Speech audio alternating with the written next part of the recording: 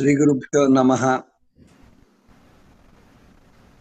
యో బ్రహ్మాది సమస్తదేవ వినుతో లింగాత్మకస్యాత్మజః యం లబ్ధ్వా హి ముదాన్వితా సుతనయం గౌరీ జగన్మాతృకా యస్యేష్టానుగుణం సమస్త విపదో దూరీకృతా భక్తగాః వందే తం వరరామలింగతనయం శ్రీవిఘ్ననాథం సదా. ఐషా నివారణే సునిరతా భక్తార్తి నిర్హారిణి యస్యాస్త్విష్టతయా హి లబ్ధ విభవా నిష్కించనా ప్రాణినః మూఢాన్ జ్ఞానవతః కరోతి సతతం యా స్వప్రసాదాన్ముదా వందే తాం పరమేశ్వరీం భగవతీం జ్ఞానప్రదాం శారదాం. లఘు సిద్ధాంత కౌముది మునిత్రయవందనం. ఏనాక్షర సమామ్నాయం అధిగమ్య మహేశ్వరాత్ కృత్స్నం వ్యాకరణం ప్రోక్తం తస్మై పాణినయే నమః. ఏన ధౌతా గిరః పుంసాం విమలైః శబ్దవారిభిః తమశ్చాజ్ఞానజం భిన్నం తస్మై పాణినయే నమః. వాక్యకారం వరరుచిం భాష్యకారం పతంజలిం పాణినిం సూత్రకారం చ ప్రణతోస్మి మునిత్రయం. ఓం నమః పాణినికాత్యాయన పతంజలిభ్యః శబ్ద విద్యా సంప్రదాయ ప్రవర్తకేభ్యో వంశర్షిభ్యః పరమర్షిభ్యో మహద్భ్యో మునిభ్యో గురుభ్యః.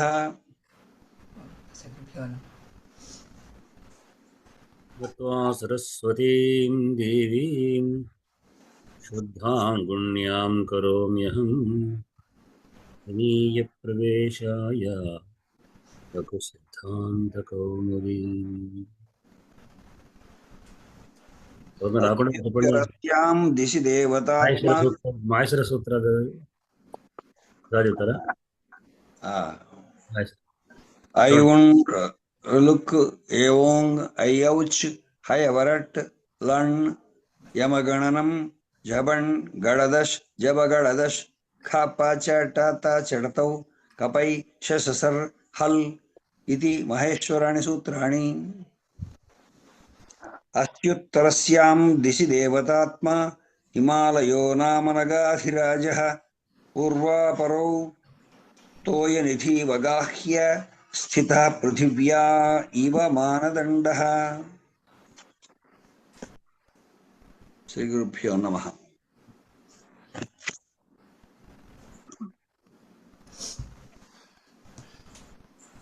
ఇవాళ మనకు 57 కదా శ్లోకం పెట్టారా మీరు?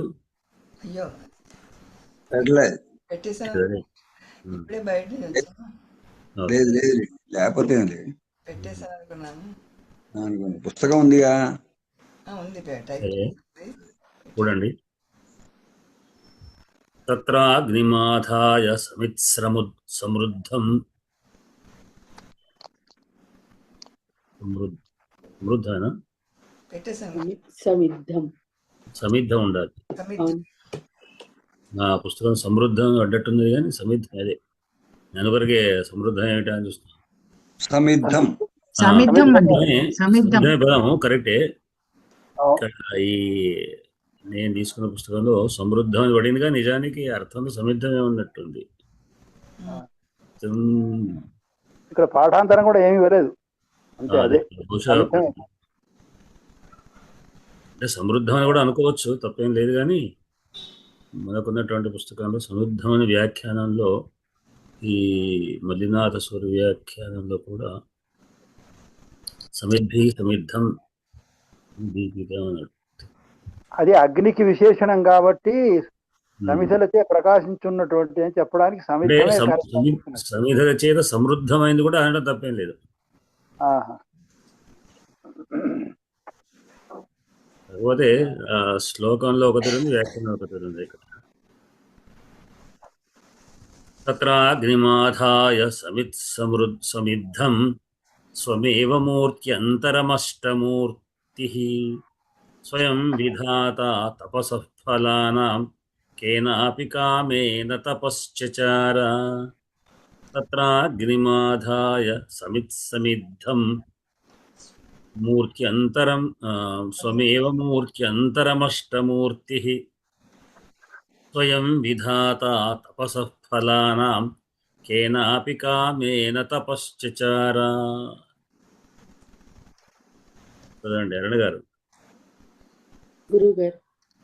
తత్రాగ్నిమాదాయ సమిద్ధం స్వమేవ మూర్త్యంతరమష్టమూర్తిః స్వయం విధాత తపసః ఫలానాం కేనాపి కామేన తపశ్చచార.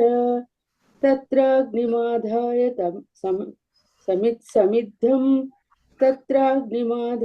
సమిద్ధం స్వమేవ మూర్త్యంతరమష్టమూర్తిః స్వయం విధాత తపసః ఫలానాం కేనాపి కామేన తపశ్చచార. అరుణ గారు చదువుతారా? సరే, శైలజ గారు చదువుతారా? అలాగే. తత్రాగ్నిమాదాయ సమిద్ధం స్వమేవ మూర్త్యంతరమష్టమూర్తిః స్వయం విధాత తపసః ఫలానాం కేనాపి కామేన తపశ్చచార. తత్రాగ్నిమాదాయ సమిద్ధం స్వమేవ మూర్త్యంతరమష్టమూర్తిః స్వయం విధాత తపసః ఫలానాం కేనాపి కామేన తపశ్చచార. అలాగే. అగ్నిం ఆదాయ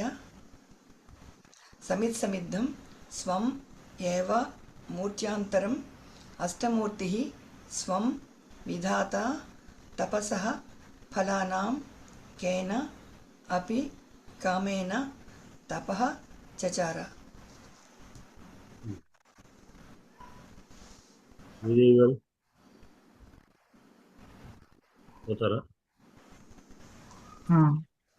వచ్చారా? భాగ్యనగర్ వెళ్ళారా? వచ్చాండి, నేను అర్ధరాత్రి వచ్చాను, మళ్ళీ రేపు వెళ్ళిపోతున్నా ఊరికి. ఎక్కడికి? ఏదో యాత్రలు ఉన్నారు. చెన్నై ఆరుపడే వీడి మురుగన్ స్థలాలన్నిటికీ సందర్శనార్థం వెళ్ళి ఫిబ్రవరి నెల అక్కడికే వస్తా. దక్షిణ యాత్రలు కదా, దక్షిణ దేశమే. సరే, చదవండి. శ్లోకం చదవనండి. చదవండి. అస్మద్గురుభ్యో నమః. తత్రాగ్నిమాదాయ సమిద్ధం స్వమేవ మూర్త్యంతరమష్టమూర్తిః స్వయం విధాత తపసః ఫలానాం కేనాపి కామేన తపశ్చచార. తత్రాగ్నిమాదాయ సమిద్ధం స్వమేవ మూర్త్యంతరమష్టమూర్తిః స్వయం విధాత తపసః ఫలానాం కేనాపి కామేన తపశ్చచార. భక్తులు చెప్తారా? భక్తులు నేను చెప్పలేనులేండి. రాజయ్య గారు చెప్తారా? చెప్తాను. శ్లోకం తత్ర అవ్యయం. శ్లోకం చదవండి. తత్రాగ్నిమాదాయ సమిద్ధం స్వమేవ మూర్త్యంతరమష్టమూర్తిః స్వయం విధాత తపసః ఫలానాం కేనాపి కామేన తపశ్చచార. తత్రాగ్నిమాదాయ సమిద్ధం స్వమేవ మూర్త్యంతరమష్టమూర్తిః స్వయం విధాత తపసః ఫలానాం కేనాపి కామేన తపశ్చచార. తత్ర అవ్యయం. అగ్నిం అకారాంత పుల్లింగో అగ్ని శబ్ద ఇకారాంత పుల్లింగో అగ్ని శబ్ద. అగ్నిం అగ్ని అగ్నయః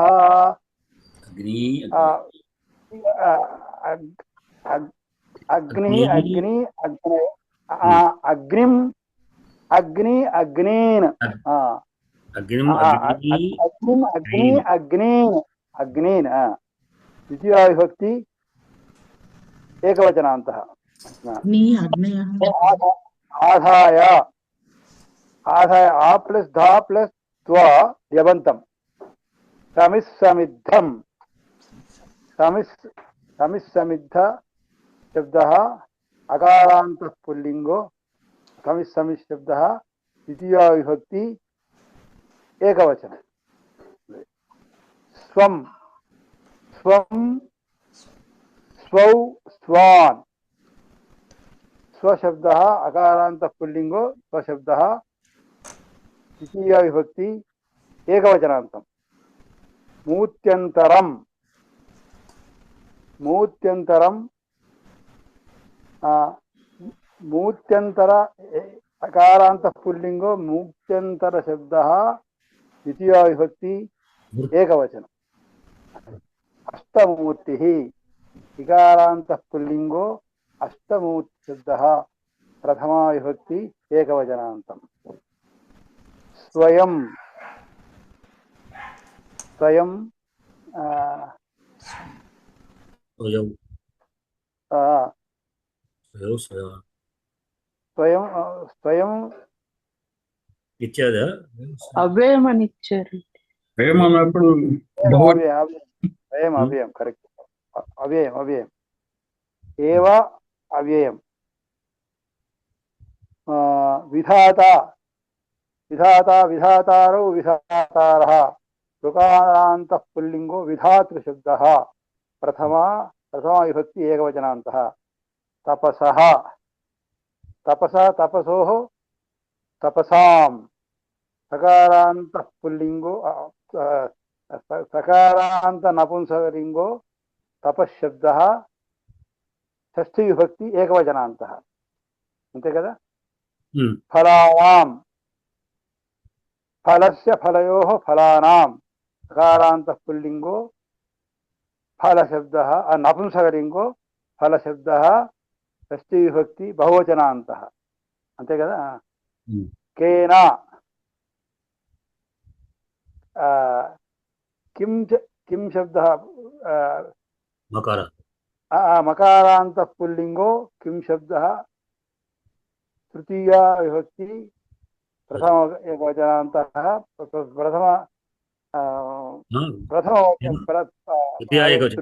विभक्ति एकवचनान्तः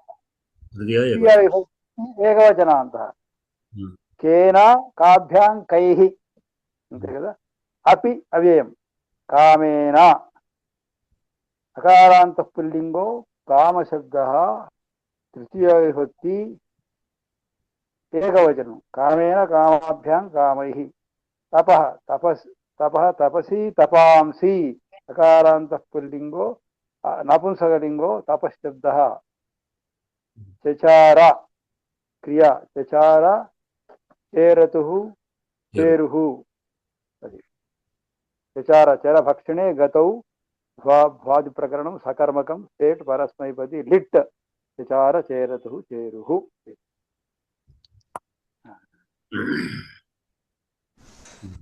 అగ్ని మూడవ రూపం ఏం చెప్పారండి? అగ్ని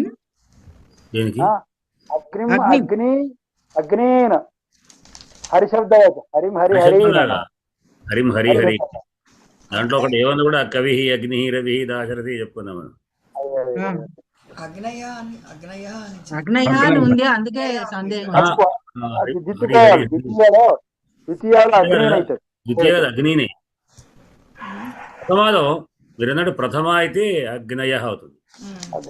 హరి హరి హరి హరి హరయ హరిం హరి హరీన్ పుస్తకం అట్లా ఉందా? అదే ఇక్కడ అగ్నయ ఉంది, అందుకే డౌట్ వచ్చింది. అగ్నయ మహాభక్తి భోజనం కానీ అగ్ని ద్వితీయ కదా. అదే అగ్ని ద్వితీయ. ఒకవేళ అగ్ని అంటే అగ్నయ అవుతుంది. అగ్నిని అని రాసుకోవాలి. దిద్దుకోండి. కానీ ఒకసారి కన్ఫ్యూజ్ అవుతుంటా. నేను స్వయం కన్ఫ్యూజ్ అయినాను. బ్రహ్మాండం మీరు చెప్పారు కదా, ఒకసారి మళ్ళీ అవునా కాదా అని వాళ్ళ చర్చలో ఒకసారి మిస్ అవుతుంటారు. బహుశా ఆ సమయంలో అగ్నయ అని వేసినటువంటి వాడు పండితులే, అది ప్రింట్ తప్పు కాదు కనుక అక్కడ అయితే అది కొంచెం వాళ్ళకు ఉన్నట్టు కన్ఫ్యూజ్ అని ఒకసారి రాసే ధారలో కూడా ఒకసారి దోషాలు వస్తుంటాయి. ధారాయాం నదోష అని ఒకటి ఉంటుంది. అంటే ధారంలో దోషాలు వస్తాయి, వాటిని ఎందుకు అని కూడా విడిచిపెట్టుకోవాలి అని. ఏమవుతుంది సార్? బహువచనం ఏమవుతుంది? అగ్నీన్. అగ్నీన్. పుంలింగంలో ను వస్తుంది కదా పొలలో. అదే రామం రామో రామ అగ్నిం అగ్నిని శంభుం శంభు శంభోను హరిం ధాత్రోన్ను హరిం హరి హరి అగ్నిని అగ్నిని అండి. అగ్ని అగ్ని ఏకవచనం అగ్నిని, ఆ, అగ్నిం అనేది బహువచనంలో సంస్కృతం. అగ్నిం అగ్ని అగ్నిని అగ్నేన హరిం. అగ్నేన అగ్నేన అగ్నేన అగ్నిన్ హరిన్ రామాను అన్నట్టు లాగా హరిన్. ను వస్తుంది. రామాన్ అదే. ఓస్. హరిం అదే హరి కదా, హరిం రామాను అంటే లాగా హరి రామం హరి హరిర్ శంభోను ధాత్రోను పిత్రోను. ఏం పుంలింగ వీటికి తర్వాత మిగతా వాటికి లేవు, స్త్రీలింగ నపుంసకాలు లేవు, నకారం రాదు. ఇదే ఒక స్త్రీలింగంలో ఉన్నప్పుడు అక్కడ స్త్రీ ఇప్పుడు గౌరీం గౌరీ గౌరీహి గౌరీ గౌరియో గౌర్య ఏ గౌరీ గౌరీం గౌరీ గౌరీహి అట్లా వస్తుంది. ను ఉండదు. స్త్రీలింగాల్లో నపుంసకంలో ను అనేది లేదు, పుంలింగంలో మాత్రమే ఉన్నాయి. అది గోశబ్దం పుంలింగం అయినప్పుడు కూడా గోను లేదు అక్కడ. అదే ఆం గావో గావహ అంటారు.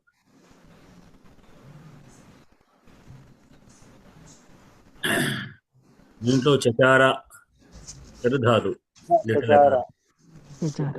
ఇది చరించెను అంటే సం కలుపుకుంటే సంచరించెను లేదా చరించెను ఆచరించెను. ఇక్కడ అర్థం ఆచరించను. సంచరించెను ఆచరించెను అనేటువంటి ధాతులోకి ఇక్కడ ఆచరించెను. ఆచరించెను ఎవరు ఆచరించెను, దేనిని ఆచరించెను? అష్టమూర్తి. మామూలుగా చరించెను అన్నప్పుడు సంచరించెను అంటే అక్కడ కర్మ ఏదంటే దేనికి వెళుతున్నాడనో లేకుంటే అక్కడ మన కర్మ చెప్పలేం, కానీ ఆచరించను మాత్రం కర్మ చెప్పాల్సి వస్తుంది. ఆ ఉపకరణ దేనిని ఆచరించను. అట్లానే ఎవరు దేనికి ఎవరు ఆచరించను. అష్టమూర్తి మనకి ఏకవచనం ఎవరున్నారు? అష్టమూర్తి. అష్టమూర్తి. కర్మ తప ఇక్కడ కర్మ అష్టమూర్తే కదా కర్త. కర్త అష్టమూర్తి కర్త. అష్టమూర్తి కర్త. అష్టమూర్తి చచార. అష్టమూర్తి చచార. అష్టమూర్తి ఎవరు? స్వయం ఏ దేనిని చరించను అంటే దేనిని ఆచరించను? తపః చ తపశ్చచార. తపః సిద్ధితే భక్తి అంటే ప్రథమ తపః తపసి తపాంసి తపః తపసి తపాంసి వాళ్ళ సేమ్ అట్లానే ఉంటుంది. నపుంసకలింగం కాబట్టి రెండిట్లో ఒకటి. సకారాంతం కూడా అది సకారంతంగా విసర్గలు ఉంటాయి. యశస్సు యశ అనేటువంటివన్నీ ఉన్నాయి. తప కూడా సకారాంతం. తపాన్ని ఆచరించకూడదు. తపోభంగం అంటారు. తపోభంగం లాంటివి చెప్పకూడదు కదా. తపోభంగంగా లేకుంటే తపోసు మీద ఓకారం సమాసంలో సకారాంతంగా ఓ అనే ఓకారాన్ని వస్తుంది. తపః చచార అష్టమూర్తి తపః చచార. ఆ అష్టమూర్తి ఎట్లాంటి వాడు? స్వయం విధాత. దేంతో అంటే దేనితో దేని కారణం చేత సంచరించను. ఏ కారణం చేత సంచరించు అంటే కామేన. కామేన కేనాపి కామేన అని ముందు కామేన కోరిక. కామేన అంటే కోరికతో. ఏ కోరిక అంటే కేనా అపి. ఏనా అనే ప్రశ్నే కానీ ప్రతి కానీ చిత్తు కానీ చెన్న కానీ చేస్తే ప్రశ్న కాదు, ఏదో ఒకటి అని అర్థం వస్తుంది.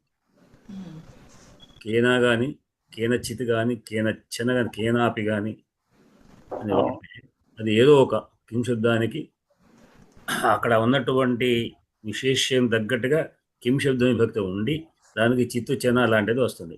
కశ్చన పురుష కాచన స్త్రీ కించిన వస్తు కస్మాత్ కారణాత్ ఏదో కారణంతో. అయితే ఇక్కడ కేనాపి కామేన అంటే ఏదో కోరికతో. ఇక్కడ అవ్యక్తమైనటువంటిది అని చెప్తూ మనకు తెలియనటువంటి కారణం ఏదో ఉంది ఆయనకు. ఆ కారణము ఆయనే కేనావికారైన తపశ్చచారా అన్నాడు. అట్లానే ఆయన ఎటువంటి వాడు అనే ఒక ప్రశ్న ఉన్నది ఒకటి. ఇంకొక క్రియ మనకు ఇక్కడ ఆదాయ అని ఒక పదం ఉంది. ఆదాయ అనేది అసమాపక క్రియ. అంటే నిజానికి లెవంతాలు ఏమిటంటే ముందు త్వాప్రత్యయం వచ్చి ఉపసర్గం ఉండడం వల్ల దాని మీద మళ్ళీ చెప్పు వస్తుంది దాన్ని తీసేసి. కనుక ఆదాయ అనేటుంది. ధాతు అది. ఆ, ధానే దానం విధానం ప్రధానం అని చెప్పుకుంటాం కదా. అది దాన ధాతు ధాతు ఒకేలాగా ఉంటాయి. మధ్యలో ఉన్న ధకారం మాత్రం రెండో ఉన్న ధకారం మాత్రం మహాప్రాణం అవుతుంది. దానము అంటే మొదటి పదం దానము ధానము. ఆ, అంటే ఇది కూడా ఆధానము. ఆదాయ అంటేనే తెచ్చి అని అర్థం. ఆదాయ అంటే ఉంచి అని అర్థం. ఆ, ఉండడం. ఆదాయ తెచ్చి లేదా ఉంచి, తెచ్చడు కాదు, ఉంచి ప్రతిష్టాపన చేసి ఆయన తపస్సు చేశారు. దేన్ని తెచ్చాడు? దేనిని ద్వితీయ వ్యక్తి. అగ్ని మాతాయ, అగ్నిని తెచ్చాడు ఆయన. ఎటువంటిది? సమిద్ధం. సమిత్ సమిదలు. సమిత్ అనే దానికి ప్రకాశించుట అనే అర్థం కూడా ఉంది. సమిత్ అనేది ఇంధు ధాతు. ఇంధనము. మనం ఇంధనాన్ని వాడతాం కదా. ఇంధనం అంటే ఏదైతే కట్టెలు ప్రకాశింపజేస్తాయి, సమిత్తులు కూడా ప్రకాశింపజేస్తాయి గనక సమిత్తులు. ఆ సమిత్తుల చేత సమిద్ధం. మళ్ళా అదే ధాతువే. ఉపసర్గపూర్వకమైనటువంటి ఇంధు ధాతు అది. దానికి సమిద్ధం అంటే తప్రత్యయం. సమిత్యము ఇది ఏమంటే క్విప్రత్యయం. అంటే తకారాంత శబ్దం మరొక శబ్దంలాగా ప్రకాశించేటువంటి సమిత్తులు అని అంటాం మనం. ధకారం కూడా అనుకున్నా, తకారం అనుకో, రెండు రకాలు చెప్పచ్చు. సమిత్తు సమిద్ధు. ధకార జస్తం ఖర్చు చేసే సమిత్ అంటారు. సమిదలు. సమిత్ అంటే సమిధలను చేత సమృద్ధం. ప్రకాశింప వస్తువుల చేత సమృద్ధమైంది అది. సమిధల చేత సమిద్ధమైంది, ప్రకాశిస్తున్నది. వాటి చేత సమిధల చేత ప్రకాశించేటువంటి అగ్ని. ఆ అగ్నిని ఆదాయ ఉంచాడు. ఉంచి తపస్సు చేశారు. ఇది ఇక్కడ ఆయన ఎట్లాంటి వాడు అనేదాన్ని మిగతా పట్టుకున్నాయి. ఈశ్వర అనే అష్టమూర్తి కథం హుతః అంటే ఇక్కడ ఇంకొకటి ఏమిటి అంటే ఆ అగ్ని కూడా ఎటువంటిది అంటే మూర్త్యంతరం. స్వం మూర్త్యంతరం ఏవ. మూర్త్యంతరం అంటే మూర్తి అంటే స్వరూపం. మూర్తి అంతరం అంటే మరొక స్వరూపం. అది తనలో ఉన్నటువంటి వాటిలో ఒక స్వరూపం. స్వమే అది, వేరే మూర్తి కాదు. స్వం అయినటువంటి మూర్తి అంతరం. స్వమేవాత్ మూర్తి అంతరే తనకు తానైనటువంటి మరొక రూపం, అంటే తన రూపమే అని అర్థం. తన మూర్తి ఏమిటి అంటే అందుకొరకు అష్టమూర్తి పదం వాడాడు అక్కడ. విశేషం మామూలుగా శివనో ఇంకేదో చెప్పవచ్చు, హర అనవచ్చు, ఇంకోదో అనవచ్చు. అష్టమూర్తి పదం ఎందుకు వాడాడు అంటే అగ్నిని స్వమూర్తిం అన్నాడు. స్వమూర్తిమేవ, తన మూర్తిలో ఒకటి. అంటే అష్టమూర్తి అనేది శివునికి పేరు. ఇప్పుడుంటే భక్తుడే మళ్ళీ. కాకపోతే కొన్ని పదాలు రూఢ్యంగా శివుడికి విష్ణువుకు వేరే వేరే చెప్పినా భగవంతుడు ఒకడే కనుక ఆయన అష్టమూర్తి భగవంతుడు, పరమేశ్వరుడు. అష్టమూర్తి అంటే ఏమిటి? 8 రకాలైనటువంటి రూపాలు ఆయనకు ఉన్నాయి. 8 రకాల రూపము అవేమిటి అంటే అగ్ని, సూర్యుడు, చంద్రుడు,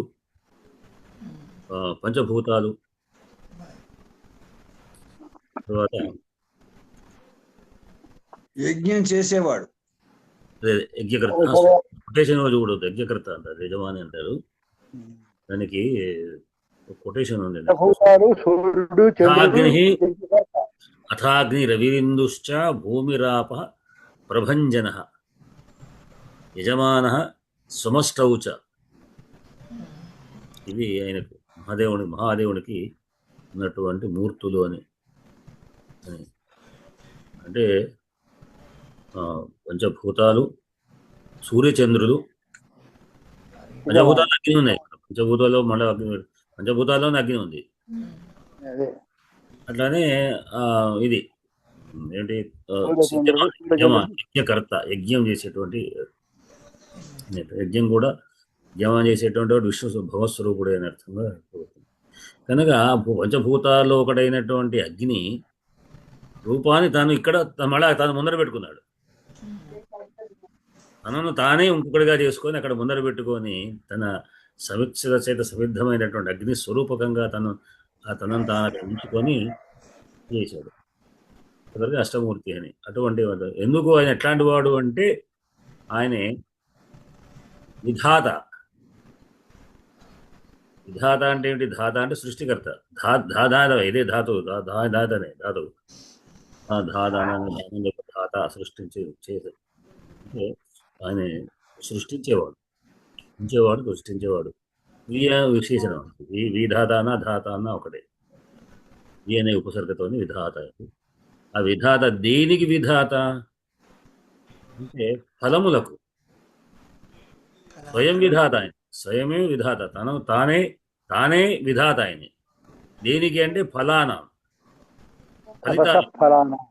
ఫలితాలకు. ఏ ఫలితాలకు? తపస్సులు చేసేటువంటి మహర్షులకు ఏదైతే లేదా ఎవరైనా కానీ కోరికలు ఏవైతే తపస్సు చేస్తూ ఉంటారో వారి యొక్క ఫలాలు అంటే వారు ఏది ఉద్దేశించి తపస్సు చేస్తారో. ఇక్కడ తపస్సు అంటే యజ్ఞయాగ కర్మలు అన్నీ కూడా చెప్పుకోవచ్చు. ఒక తపస్సు అంటే కేవలం ముక్కు మూసుకొని అరణ్యాలు కూర్చొని తపస్సునే కాదు.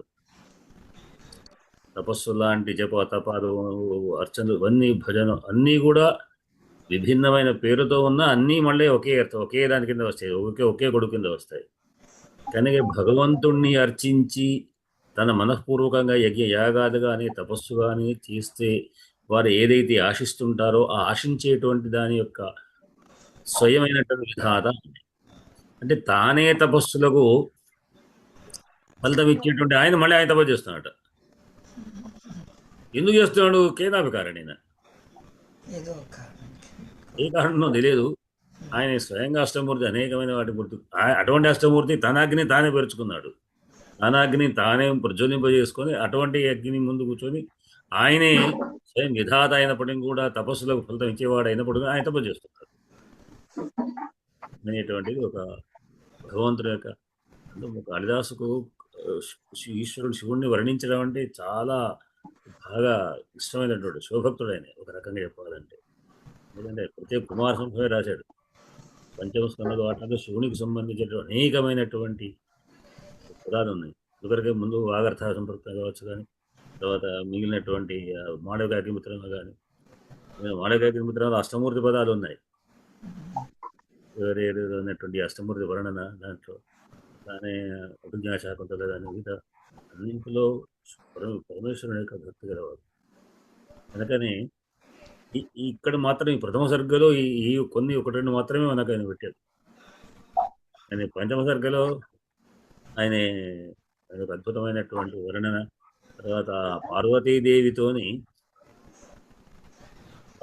తపస్సు, పార్వతీదేవి ముందర శివనింద ఒకటి ఉంటుంది, ఆయనే చేస్తాడు.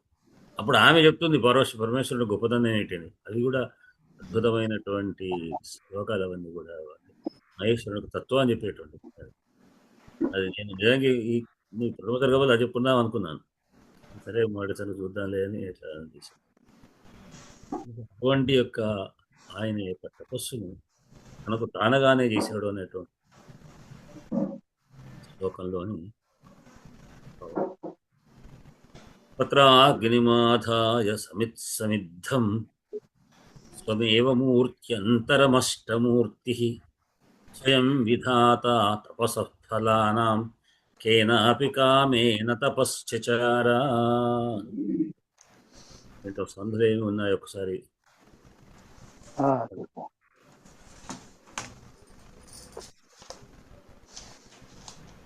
మూర్తి, మూర్త్యంతర, మూర్తి ప్లస్ అంతర, తత్ర ప్లస్ అగ్ని, తత్రాగ్ని, తత్రాగ్నిం, తత్ర ప్లస్ అగ్ని, తత్రాగ్నిం సవర్ణ దీర్ఘ సంధి.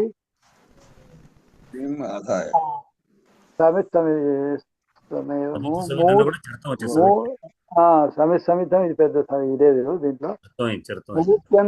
మూర్త్యంతరం మూర్తి ప్లస్ అంతరం, మూర్త్యంతరం యణాది సంధి. తర్వాత కేనా ప్లస్ అపి, కేనాపి సవర్ణ దీర్ఘ సంధి. తపః చకార, తపశ్చకార స్థుత్వ సంధి. అంతే. సమాసాలు కూడా ఎక్కడ లేనట్టున్నాయి. సమిద్ధం అని ఒకటి, సమిత్తులు సమిధలు చేత సమిద్ధమైంది. సమిత్తుల చేత అంటే సమిద్భి, సమిద్భి సమిజ్జ సమిద్ధం, సమితుల చేత సమిద్ధమైనటువంటిది. అప్రత్యయం కనుక అది అది తృతీయ తత్పురుషం. సమాసాలు వస్తుంది. తమ్ము పెట్టి అష్టమూర్తి, అష్టౌ మూర్తయో యస్య సహ అష్టమూర్తి. 8 మూర్తులు కలిగినవాడు. అష్టమూర్తయో యస్య సహ అష్టమూర్తి బహువ్రీహి సమాసం. మూర్తయః యస్య సహ అష్టమూర్తి. అక్కడ మూర్తయ యస్య అని కనుక మూర్తయో యస్య అని మీకు అక్కడ రాసినవచ్చు. మూర్తయో అనేది అంటే మూర్తయ యస్య సహ మూర్తయో యస్య సహ, ఆ వాక్యాన్ని మనం సంధి చేసుకున్నాడు అక్కడ. మూర్త్యంతరం అన్యామూర్తి మూర్త్యంతరం. మయూర వింశకాది సమాసం అన్నాడు. మయూర వింశకాది సమాసం అని ఇచ్చాడు. మూర్త్యంతరం అన్యామూర్తి ఒకటే తత్. సమిత్ సమిత్ సమిద్ధం సమిద్భిః సమిద్ధః తం సమిత్ సమిద్ధం సమిద్భిః సమిద్ధః తృతీయ తత్పురుషం. సరే.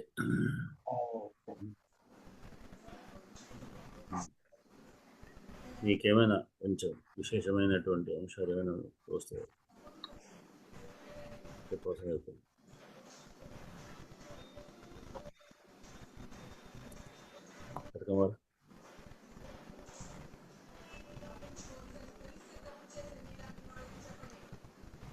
అయ్యా నమస్కారాలయ్యా.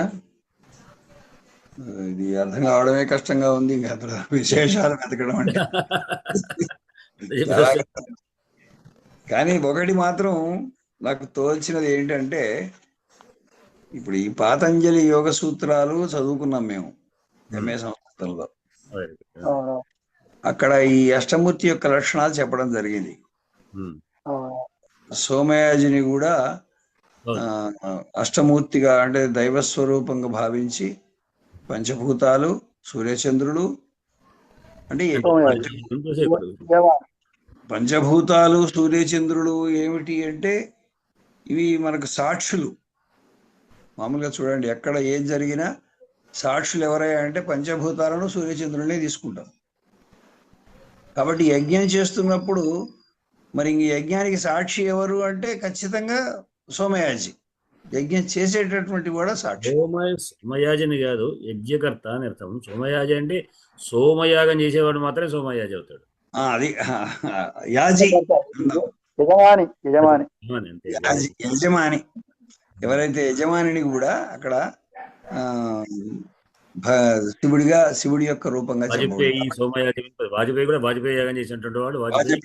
వంశవాళ్ళందరినీ కూడా వాజపేయిలు అంటారు. అవును. మా తాతగారు చెప్పేవారు, మనం కూడా వాజపేయి పెట్టుకోవచ్చు, ఎందుకంటే మన పూర్వీకులు వాజపేయి యాగం చేశారు అన్నారు.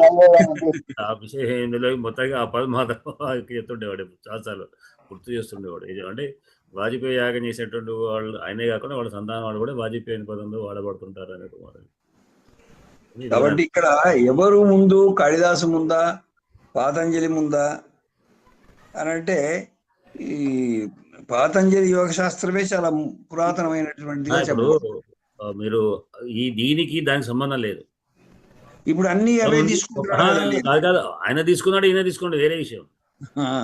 ఒక విషయాన్ని మీరు మీ కావ్యంలో ఒక అంశాన్ని ఎంచుకున్నారు, అదే అంశంలో నేను కూడా ఇంకో పద్యం రాశాను అనుకోండి.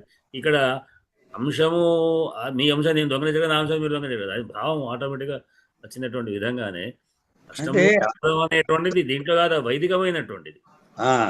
వైదికమైనటువంటి అన్ని ఆయన వివరించాడు. అయ్యా నేను ఎందుకు సందేహపడుతున్నానంటే, పాతంజలి యోగ శాస్త్రం కానీ సాంఖ్యశాస్త్రం కానీ ఇవి వేదాన్ని టచ్ చేయలేదు ఎక్కడ కూడా. వేదంతో సంబంధం లేకుండానే భాగాల్లో వస్తుంటాయి. వాళ్ళు వేదంతో సంబంధం లేకుండే ఒక 24 వృత్తులు, ఈ 24 అంశాలు తీసుకొని దానికి అతీతంగా ఉన్నటువంటి పురుషుడిని తీసుకున్నారు. మనకు వేమనలో కూడా ఇదే కనిపిస్తుంది. పురుషులందు పుణ్య పురుషులు వేరయ్యా అన్నప్పుడు ఆ పురుషుడు ఎవరు, పుణ్య పురుషుడు ఎవరు అన్నప్పుడు ఇక్కడ ఈ పురుష శబ్దం మనకు సాంఖ్యంలోని పురుషుడే కనిపిస్తాడు. సాంఖ్యంలో వీటన్నిటికీ అతీతంగా ఉండేటటువంటి మీరు చెప్పే పురుషుడు వేరు, సాంఖ్యం శాస్త్రానికి సంబంధించిన పదం పురుషుడు వేరు. పురుషులను పుణ్య పురుషుడు అర్థం వేరు. అందుకని పురుషులు అని బహువచనం రాదు, అక్కడ ఒక్కడే పురుషుడు. ఆయనే ఎవరు అంటే పరమాత్మ. అదే ఇక్కడ ఉద్దేశం కూడా అంతే కదా. అదే ఇక్కడ వేమన తీసుకున్నది కూడా ప్రతి శరీరంలో ఉండేటటువంటి పురుషుడు. వేమన అర్థంలో తీసుకున్నాడు అంటారా? అదే అర్థంలో తీసుకున్నాడండి. మీరు ఆర్ద్ర గారి చెప్పులోని రాయి చెప్పులోని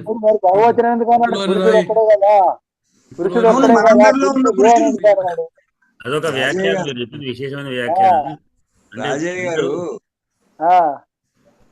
నన్ను పట్టుకోండి. చెప్పేది ఏంటంటే మీలో ఒక పురుషుడు, నాలో ఒక పురుషుడు, ప్రతి వ్యక్తిలో ఒక పురుషుడు ఉన్నాడు. అక్కడ స్త్రీ పురుష కాదు, పురుష అనేటటువంటి శబ్దం ఆత్మరూపము. ఆ ఆత్మకు పరమాత్మ ఒకటి ఉంటుంది.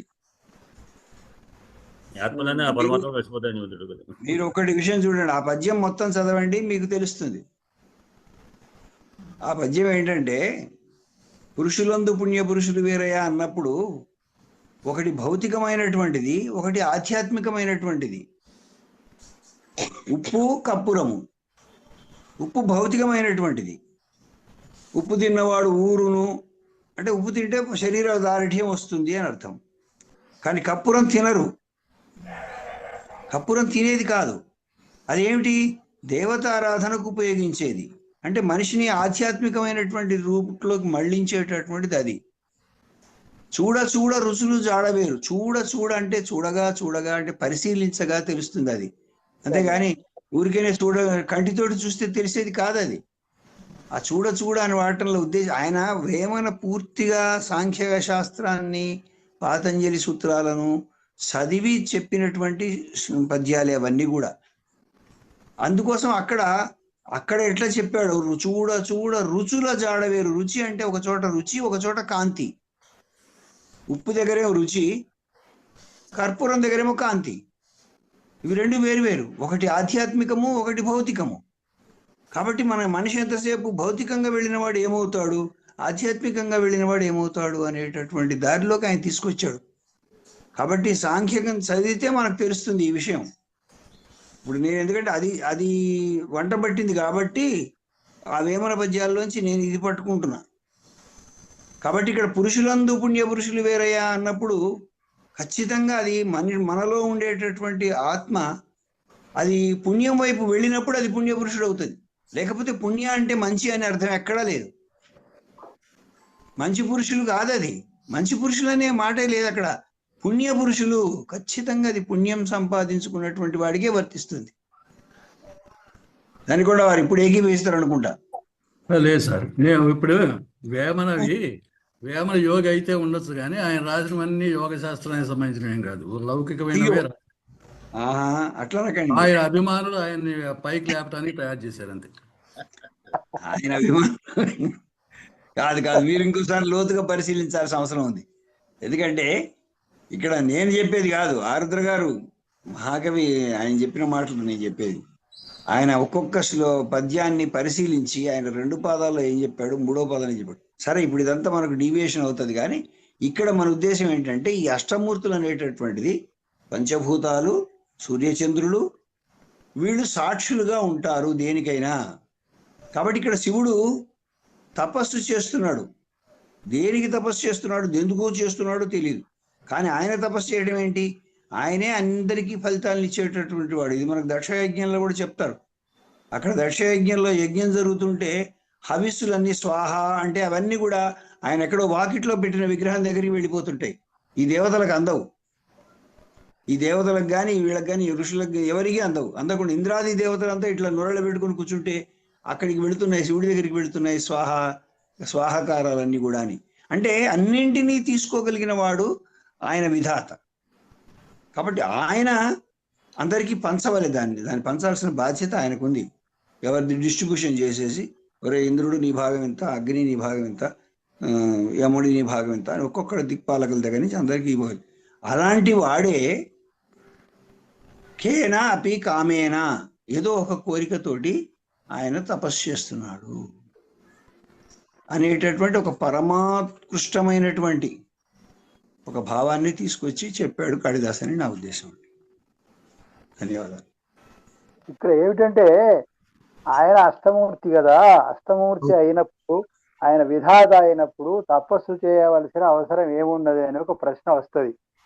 అయితే ఇక్కడ ఏమిటంటే భగవద్గీతలో కూడా కృష్ణ భగవానుడు చెప్తాడు, కర్మ అసలు నేను చేసే పని లేదు, అసలు మిగతా జీవులందరూ చేయాల్సిన అవసరం ఉన్నది, కానీ నేను చేస్తే నన్ను ఏదైతేనో అందరూ అనుకరిస్తారు, అందుకోసం నేను కర్మ చేస్తున్నాను అని ఆయన చెప్పాడు. అట్లాగే ఈయన కూడా ఎవరైతే కామం ఎవరికైతే ఉంటుందో వాళ్ళు ఈ విధంగా తపస్సు చేయాలి అని లోకానికి ఆయన ఆదర్శప్రాయుడు అవ్వడానికి చేశాడని నేను అనుకుంటున్నాను. బాగుంది. అంటే యజ్ఞయాగాదులను తపస్సును సమర్థించుతున్నాడు అని అర్థం. అదే అది సమర్థిస్తున్నాడు ఆయన, అట్లా చేస్తున్నాడు అని చెప్పి నేను అనుకుంటున్నాను. మీరు అన్నట్టుగా యజ్ఞయాగాలు కామ ఫలితాన్ని ఇస్తాయి. కామం అంటే ఏ మనసులో కోరిక ఉన్నది, అవి స్వర్గాన్ని ఇవ్వవు, మోక్షాన్ని ఇవ్వవు, స్వర్గం కాదు. నిష్కామి అయినటువంటి యజ్ఞయాగాలు చేయడు. యజ్ఞయాగాదులు కేవలం ఏదైతే స్వర్గఫలం, అందుకు స్వర్గకామో యజేత అని అది దాంట్లో చెప్తుంటారు మీమాంసలో. అంటే స్వర్గకామకుడైనటువంటి వాడు యజ్ఞయాగాలు అంటే మొత్తం మీమాంస అంతా కూడా కర్మ సిద్ధాంతం మీద ఆధారపడ్డది. అయితే ఉత్తర మీమాంస ఏమిటి అంటే కేవలం నిష్కామకత్వంతో చేయమన్నారు. అట్లా ఇప్పుడు నిన్నరోజు ఇవాటి వరకు మాకు ధర్మపురిలో ఆయన సప్తాహం జరిగింది. మన షణ్ముఖ శర్మ గారు నేను ప్రతిరోజు వింటున్నాను. ఇవాళ మీరు ఆయనకు బహుకరించారు కదా, చూశాను, మీది కూడా చూశాను, కష్టాలు పెట్టి చూశాను. ఆయనకు సన్మానం చేసింది కూడా చూశాను నేను. ఇవాళ ఇచ్చారా, దాంట్లో ఇచ్చారా? నేను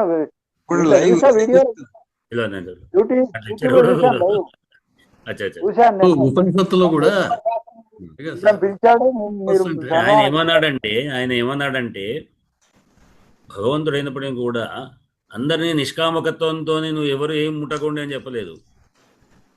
నేను కాదు జనరల్ మనం కూడా చెప్పేటువంటి, అంటే ముందు సకామి అయి, అంటే తర్వాత కర్మ సిద్ధాంతం ఆచరించిన తర్వాత దాని పరిపూర్తి తర్వాత నిష్కామకత్వం పోవాలి. అంతేగాని ఏమి ఇష్టం లేక సోమరి అయిపోయి ఏమి వద్దన్నారు కదా నిష్కామకత్వం అన్నాడు కదా, చెప్పడం నాకు ఏం అక్కర్లేదు, కళ్ళు పుస్తకాసేపు కూర్చుంటే అయిపోతుంది కదా, అది కాదు, అది తప్పు అని అన్నాడు. ఇక భగవద్గీత అదే చెప్పింది, ముందు కర్మను ఆచరించాలి కనుక కర్మణ్యేవాధికారత, కర్మను ఆచరించమన్నాడు కనుక ఆ కర్మ ఆచరణలో ఇది చేస్తుంటే వాటి ఫలితం అనేటువంటిది ఉంటుంది. అవన్నీ కూడా భగవదార్పణం. అందుకొరకే మనం ఏం చేస్తుంటాం, ప్రతి దాన్ని కూడా పరమేశ్వర అర్పణం వస్తున్నాం, లేకుండా దాన్ని చేస్తే కృష్ణార్పణం, శివార్పణం ఏదో చెప్తుంటారు. అంటే ఆ విధంగా భగవంతుడికి అర్పణ చేస్తే అప్పుడు నిష్కామకత్వం వచ్చేస్తుంది. ఆ ఫలితాలన్నీ దగ్గర కటకవారి మీద ఆ ఫలితాలన్నీ ఆయన పోయిన తర్వాత ఆయన చేస్తుంటారంటే ఆ ఫలిత భావం అంతా కూడా ముందు కృష్ణుడికి అర్పించిన తర్వాత భగవంతుడికి అర్పించేసిన తర్వాత ఆ ఫలితాలన్నీ మనకు ఇప్పుడు మా దగ్గర ఏ విధమైన లేదు అని ఆయనకి ఇచ్చేసాం కనుక అప్పుడు అంటే పుణ్యఫలాలు పాప ఫలాలు లేనటువంటి వ్యక్తులు మోక్షాన్ని పొందుతుంటాడు. పుణ్యఫలం ఉంటే స్వర్గానికి పోతాడు, పాపఫలం ఉంటే నరకానికి పోతాడు. ఇవి రెండు అనిపించే మన పొందం వెనక్కి వస్తాడు కనుక ఇవి రెండు లేకుండా ఎవరుంటాడు వాడు మోక్షం పోతాడు. అందుకని కర్మలు ఇక్కడ ఒకటి సార్, మన ఉపనిషత్తులో కూడా తపసా చేయతే బ్రహ్మ అని ఉంటుంది. ఇక్కడ ఈ తపస్సు అక్కడ చాలా విశేషమైన అర్థం. సృష్టి ఏర్పడటానికి తపస్సు, స తపో తప్యత, స తపస్తప్త బహుధా ప్రజాయేతి. అది భృగువల్లిలో చెప్తుంటారు. అది భృగువల్లిలో కూడా ఏది తెలుసుకోవాలో తపస్సు చేయమన్నారు. నిన్న చెప్పాడు తెలుసుకోవాలి, ఫలానా విషయం తెలుసుకోవాలంటే తప్పు చేయన్నారు. సృజన కూడా తపస్సే. అంతే. సృజన కూడా తపస్సే ఇప్పుడు భృగువల్లిలో ఏం చెప్పారు, ఏర్పడుతుంది. అదేమంటారు భృగువల్లి ప్రారంభంలో భృగురు వైవారుణి వరుణం పితరుపసార అదే హి భగవతి బ్రహ్మ ఏంటి నాకు చెప్పు అంటే తపస్సు చేయమన్నాడు. అవును, తను చెప్పలేదు. నువ్వు పరిపూర్ణత్వం వస్తే అప్పుడు దాని గురించి తెలుస్తుంది. అని ఊరికే చెప్పితే తెలుస్తుంది కానీ అనుభూతి ఉండదు. అనుకరికి ఏమిటంటే పండితులు విషయాన్ని తెలుసుకుంటారు తప్పిస్తే భక్తుడి లాంటి భావం వానికి రావాలి అని వేరు. మన భక్తుడు వేరు, పండితుడు వేరు. జ్ఞానాన్ని పొందితే కేవలం తెలుస్తుంది. అందుకొరకు ఏమన్నారంటే శాస్త్రాలు అనేటువంటి దాంట్లో పంటలు తిరిగినటువంటి ఒక గంటే వాటిని గురించి వండి పెడుతుంది కానీ అది మాత్రం రుచి చేస్తుందా అన్నట్టుగా పండితులైన కేవలంత మాత్రాన వాటిలో ఉన్నటువంటి వ్యాఖ్యానం తెలిసే కానీ కేవలం భక్తుడు కావాలి లేదా ఆ మోక్షు కావాలి అంటే మళ్ళీ తాను అంటే అది ఎట్లా తపస్సుదారానే వస్తుంది. అది ఎట్లా ఆస్వాదించాలి, ప్రతిదానికి తపస్సు చేయాలి అనేటువంటి ఒకటి ఉంది. One has to struggle. లోక కళ్యాణం కోసం తపస్సు ఆచరించాడు. తపస్సు అంటేనే ట్రబులే. తపస్సు అంటే శ్రమించడే, కృషించడమే. మా గురువు గారు చెప్పేవాడు, ఆలోచించడము. ఐన్స్టీన్ తపస్సు చేశాడు. తపస్సు థియరీ ఆఫ్ రిలేటివిటీ వచ్చింది. ఆ తపస్సు ఏమిటంటే విజ్ఞానమయ కోశం నుంచి దాని నుంచి ఆ జ్ఞానం సంక్రమించింది. చివరికి ఆనందో బ్రహ్మేది వేజానా అని అన్ని విషయాలు తెలుసుకొని ఆనందం బ్రహ్మానందం అంటే అప్పుడు అయిపోయింది అంటే సరిపోయింది. ఇప్పుడు తెలిసింది బ్రహ్మ అంటే ఏమిటి అంటే ఆనందం అనేది. ఒక గొప్ప కవిత్వం రాసిన అది తపోస్థితి నుంచి వస్తుంది. నేను మా అహం స్థాయి నుంచి రాదు. నేను అదే పిల్లలకి చెప్పేవాడిని, ఈ అంటే విద్యార్జన అనేది ఒక తపస్సేనా. తపస్సులో శ్రమించాలి అంటే అడవికి వెళ్ళి అక్కడెక్కడో హిమాలయ పర్వతాల్లో కూర్చొని తపస్సు చేసి శ్రమించారు. ధ్యానంలో ఉండి పరాల గురించి మర్చిపోయి లోపల దాంట్లో దీనమై దాంట్లో శ్రమిస్తే అప్పుడు బ్రహ్మతత్వం తెలిసింది. దీంట్లో కూడా ఈ విషయాలు ఆ విషయాలతోనే అనయ చేయకుండా ఏదో చదువుకుంటాం, క్లాసుకు వస్తాం, పాఠం వింటున్నాం, అది బలి అటువంటి అంటే కాదు. దాంట్లో అంటే పూర్తిగా లీనమైతేనే అది ఎట్లా రావాలి. శాస్త్రాలు కానీ దాంట్లో తరిస్తేనే అవుతుంది. మీరు శ్రమ చేయాలి, ఆ శ్రమనే తపస్సు అని నేను పిల్లలు చెప్తుండేవాడిని జనరల్గా. ఈయన కవిత్వం గొప్ప తపస్థితి నుంచి వచ్చింది. నాదృశ కృతే కావ్యం అన్నారు కదా, అందుకొరకే తపస్సు చేస్తాడు. ఋషి కానటువంటి వాడు ఏంటంటే కవి కూడా ఋషి కనుక తాను చేసే తపస్సు అనేటువంటి అని చెప్తున్నాడు.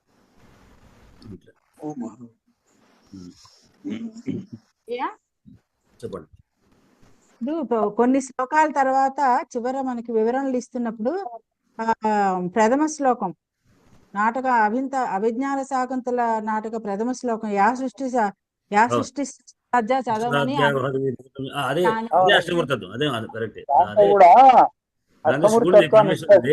ఇది అష్టమూర్తి అనేది దాంట్లో వచ్చింది. సృష్టి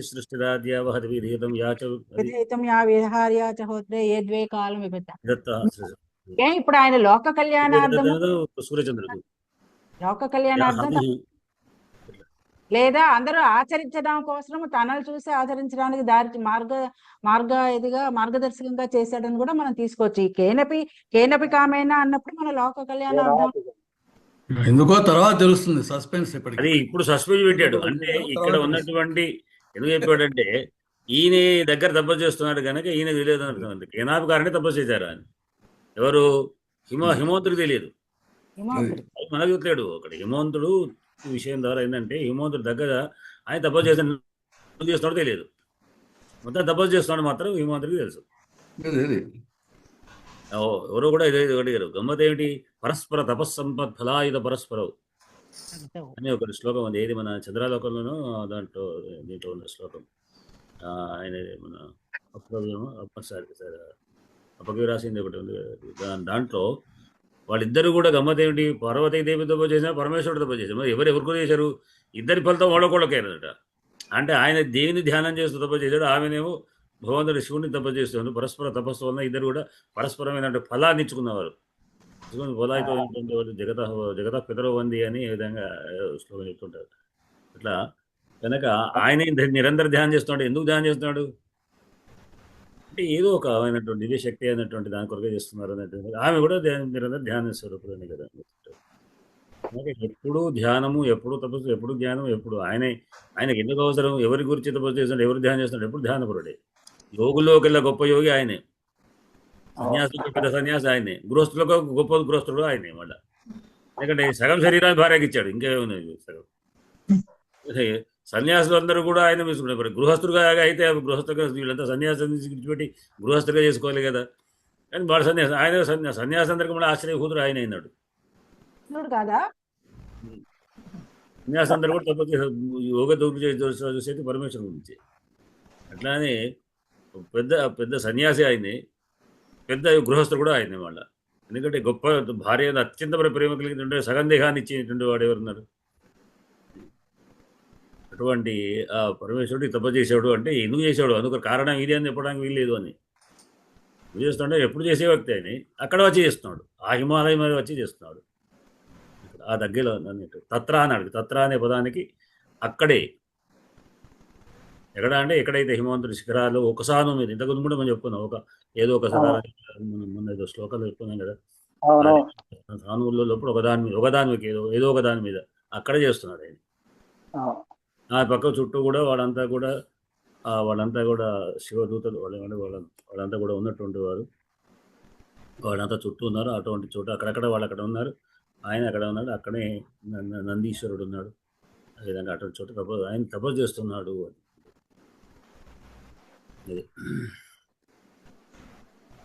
సరేనండి.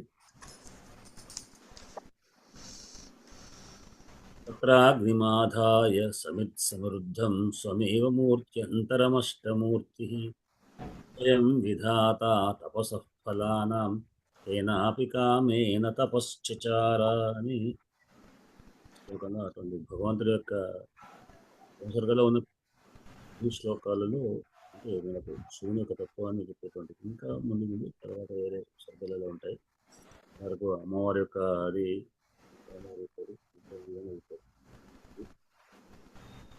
అయితే మనం తర్వాత 10 నిమిషాలు సమయం ఉన్నట్టున్నది. కనుక మనకు ఇది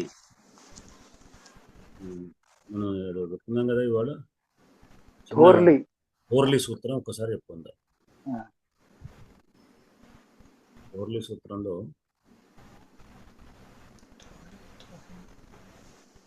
ఎవరు రామలింగ శాస్త్రి అని ఎవరు వచ్చారు. ఇదే మీకు రామలింగేశ్వర శాస్త్రి ఉన్నాయి మీ దాని మీద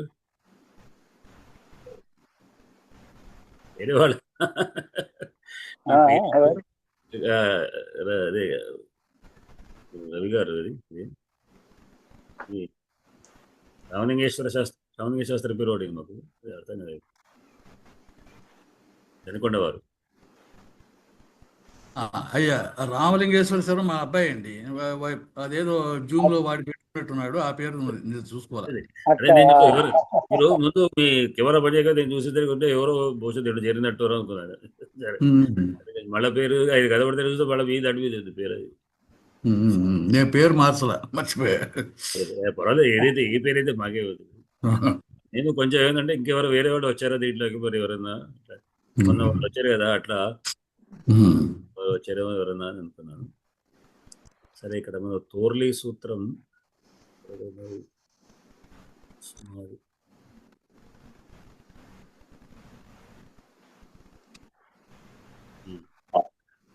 లత్వం అనేటువంటి పరసవర్ణ సూత్రం ఇది.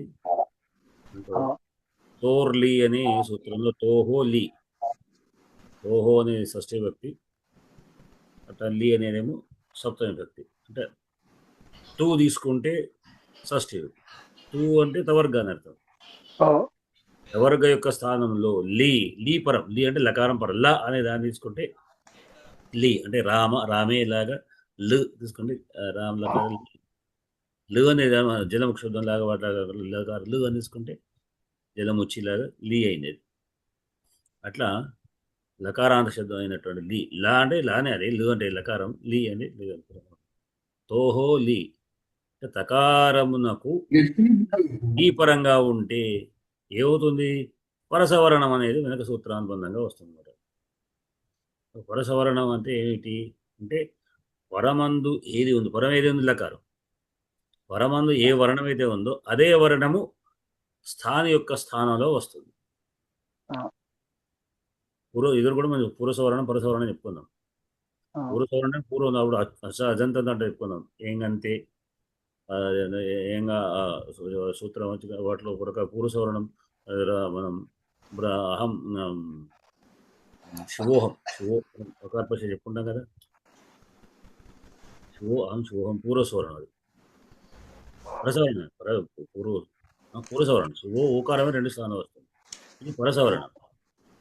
2 స్థానంలో ఒకటి ఏది పరం వస్తుంది.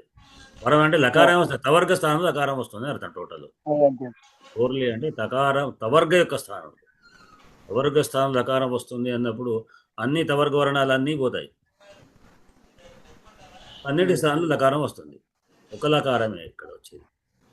అది దీనికి ఉదాహరణ ఏమిటి అంటే తత్ లయ, తద్దన్న తవర్గలో ఏదైనా తద్ లయ, తత్ లకార స్థానం లకారం, తల్లు లయ, తల్లయ. లకారం ఉంటే తవర్గకు లకారం ఉంటే తవర్గ కాస్త లకారమయమైపోతుంది. తదయ తల్లయ. అట్లానే ఇంకొక విశేషం ఏమిటి అంటే విద్వాన్ లిఖతి ఉంది. విద్వాన్ అనేది అనునాసిక, పంచమాక్షరాలు అనునాసిక కదా. లకారం విద్వాలు అని లకారం కాకుండా విద్వాలు కాకుండా నకారము అనునాసిక సవర్ణం కదా. సవర్ణం కూడా నకారం అనునాసిక, మళ్ళీ లకారం కూడా అనునాసిక లకారం రావాలి. మనము అక్కడ చెప్పుకున్నాం అత్సంధిలో ఎవలా ద్విధ నాసుకో నాస్కశ్చ అని. అచ్చులు ఒక్కొక్కటి 18 రకాలని చెప్పుకున్నా. మిగతా హల్లులన్నీ ఒకటే దానికి ఏ భేదాలు లేవు హల్లులకు. కానీ యావాల మాత్రం 3 మాత్రం ద్విధ 2 రకాలుగా ఉంది అన్న అనునాసిక. అంటే ఇయ్యో మనం ఇంతకు చెప్తాయో చెయ్యో అని మనం చెప్పుకున్నాం. యకారం అంటే అనాసికమైనట్టు యకారం వస్తుంది. చెయ్యో యో యకారం ద్విత్వం అంటే యకారం అనాసిక యకారం, అనాసిక ద్విత్వం కాదు. చెయ్యో అని అనునాసిక వస్తుంది స్థానంలో. ఇక్కడ కూడా విద్వాన్ లిఖతి, విద్వాన్లు లిఖతి అంటే ఇంకొక లకారం ఉంటుంది కదా, ఈ అనునాసిక లకారం వస్తుంది. విద్వాన్ లిఖతి. నేను తచ్చని చెప్పింది కేవలం అనునాసిక యకారం ఉందని చెప్పడానికి, దీనికి ఉదాహరణ కాదు. ఎందుకంటే ఇది లకారం మాత్రమే ఉదాహరణ. ఇక్కడ విద్వాన్ అన్నప్పుడు నకార స్థానంలో వచ్చే లకారము అనునాసిక అయినటువంటి లకారం. ఇంకోటి వచ్చి నకారం పోయి ఆ స్థానంలో అనునాసిక లకారం వచ్చి విద్వాన్లు, అనునాసిక లకారం వచ్చి విద్వాన్లు లిఖతి, విద్వాన్ లిఖతి అవుతుంది. ఇది ఈ సూత్రంలో ఉన్నటువంటి అంటే ఇది పరసవర్ణమే. లకారం లకారం మాత్రమే పరసవర్ణంగా వచ్చింది. పరసవర్ణం ఆ పైన టైటిల్ అని నేను పెట్టినవి మనకు మీకు ఎక్కడ కనబడదు. పిలవడం అనుకుంటూ హెడ్లైన్స్ ఇచ్చినటువంటి ఇది సూత్రంలోని. తర్వాత మనకు మళ్ళీ పూర్వసవర్ణ సంధి కూడా వస్తుంది. పరసవర్ణ పూర్వసవర్ణం వస్తుంది, కొంచెం పెద్దగా ఉంది. అంటే 3-4 శ్లోకాలతో 3-4 సూత్రాలతో మనకు కొంచెం దాని మీద ఉదాహరణలకు మనం చెప్పాల్సి వస్తుంది. అది దాని మీద మనం మన రేపు ఇవాళ ఎప్పుడు సరిపో టైం అని చెప్పిన వరకు దాన్ని పక్కకు పెట్టాను. దాన్ని మనం ప్రత్యేక శ్రద్ధ చూడాల్సి వస్తుంది. స్తంభో పూర్వస్య మీ దగ్గర పాఠంలో ఉంటే ఒకసారి చూడండి. ఇలా చూసుకుంటే మీకు ఏమైనా అనుమానాలు కానీ లేదా అర్థమైన మళ్ళీ తొందరగా అర్థం కావడానికి కానీ అవకాశాలు ఉంటాయి. ఏదైనా ప్రశ్న కూడా వేసుకోవచ్చు. ఒక 2-3 సూత్రాలు కానీ స్థానం ఉత్పన్నం అనేటువంటివి అవుతాయి ఆ ఉదాహరణలు. వాటి గురించి మేము రేపు చెప్తాము. వాటికి పాఠాన్ని ఆపేద్దాం. ఇంకా మీ అనుమానాలు లేకుండా ఇంకా ఉంటే చెప్పవచ్చు.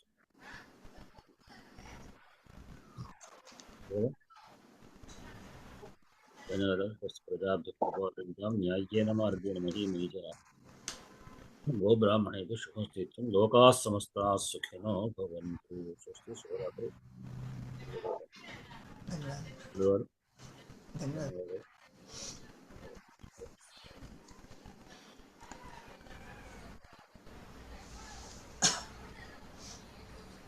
ఏం చేస్తున్నాను?